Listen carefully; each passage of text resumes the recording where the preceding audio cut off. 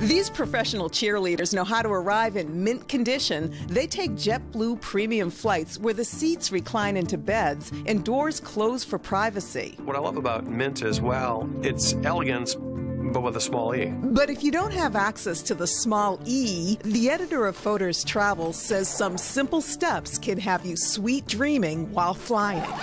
I know a lot of people really like the aisle seat, but the window seat is the way to go because you can actually lean against the window and it gives you slightly more room and your body won't be as stiff when you get there. Bowen has been packing a bag and hitting the road since age 5. These days, she flies every other week, and last year alone, she logged 100,000 miles in the sky. To increase the odds for sleep, she times her flights wisely. For Europe, I always pick the latest flight out because I always want to go as close to my normal bedtime as possible because that way you get on the plane, you've already had dinner, everybody's ready to sleep, it's a very quiet environment, and you then wake up in the destination at a much more normal time because the flights are arriving closer to 10 o'clock in the morning as opposed to 6 a.m. The experts at Passport Health, the largest provider of travel medical services in the U.S., have these tips to bring on sleep in the sky.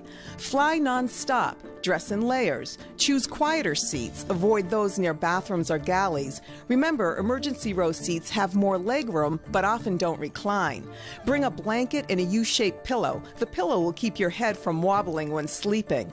Add soothing music to your electronic devices or noise-canceling headphones. Spritz a calming scent such as lavender onto your pillow or blanket, and limit or avoid alcohol. It interferes with sleep.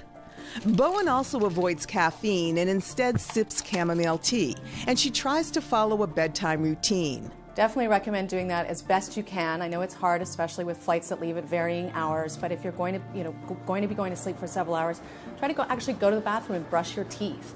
Put on some nice cozy socks, wrap yourself in a pashmina, and actually just really sort of snuggle up and go to sleep as you normally would. As for sleep medications or homeopathic remedies, talk to your doctor to see if they're right for you. And remember, most cannot be taken with alcohol. I'm Linda Champa for CNN.